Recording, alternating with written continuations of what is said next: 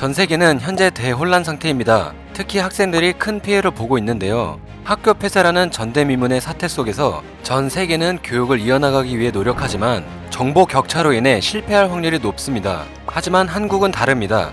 그 이유는 무엇일까요?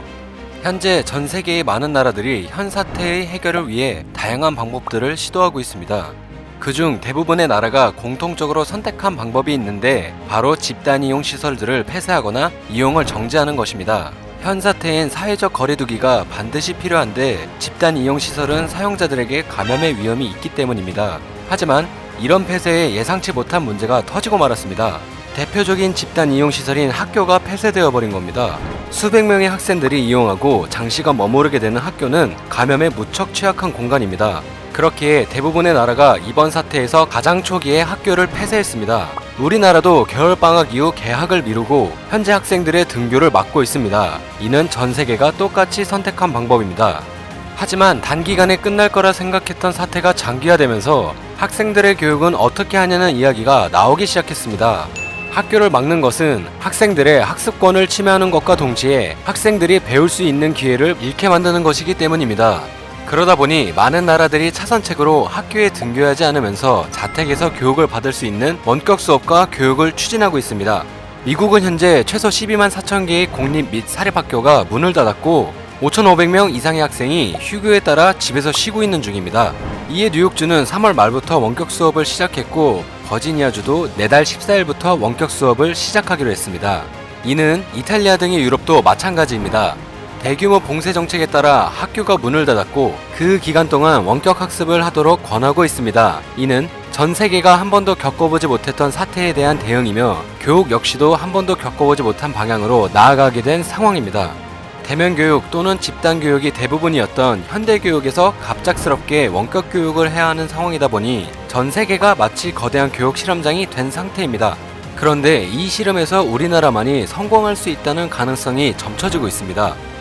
당연하겠지만 원격 수업에는 몇 가지 필수 조건이 필요합니다. 먼저 원격으로 수업이 가능하기 위한 통신 인프라가 준비되어 있어야 하고 두 번째로 학생들이 원격 수업을 들을 수 있는 스마트 장비들이 있어야 합니다. 마지막으로 교사들이 원격 수업을 할 수 있도록 스마트 수업에 준비가 되어 있어야 합니다.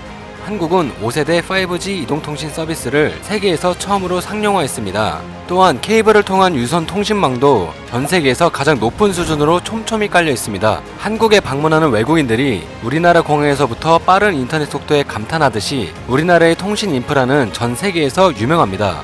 이런 수준 높은 통신 인프라를 통해 어디서든 원격 수업을 들을 수 있습니다. 게다가 과학기술정보통신부와 교육부, 이동통신 3사는 수업에 이용하는 데이터 비용을 모두 무상 제공하기로 결정했습니다. 학생들의 교육을 위해 기업과 정부가 팔을 걷어붙이고 나선 겁니다.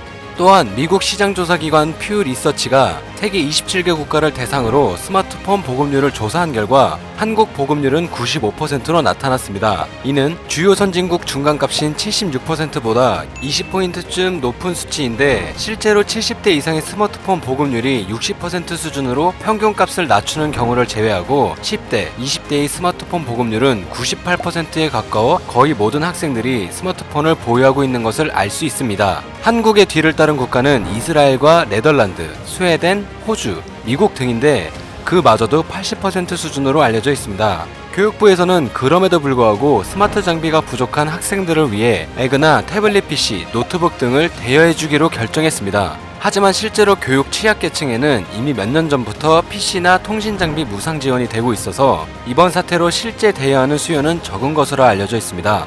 마지막으로 교육부는 몇 년 전부터 온라인 학습 시스템을 도입하기 위해 많은 학교들에서 원격 수업을 시범적으로 시행하였으며 교과서나 학습 자료들도 디지털 교과서로 도입하여 보급하였습니다. 사이버 학습 서비스 e학습터나 학습 커뮤니티 플랫폼 위두랑과 같은 원격 수업으로 가기 위한 준비도 몇 년 전부터 되어 있었습니다. 이번 사태 초기의 방역 시스템에서 빠르고 미리 계획된 시스템을 자랑했던 한국이 교육 시스템마저 준비되어 있었던 것입니다. 현재 위기 사태의 전 세계는 어쩔 수 없이 원격 교육이라는 거대한 실험에 뛰어들게 되었습니다. 하지만 이 실험에서 유일하게 우리나라만이 성공할 수 있을 것이란 예측이 나오고 있는 이유는 그만큼 준비되어 있고 역량이 있기 때문일 것입니다.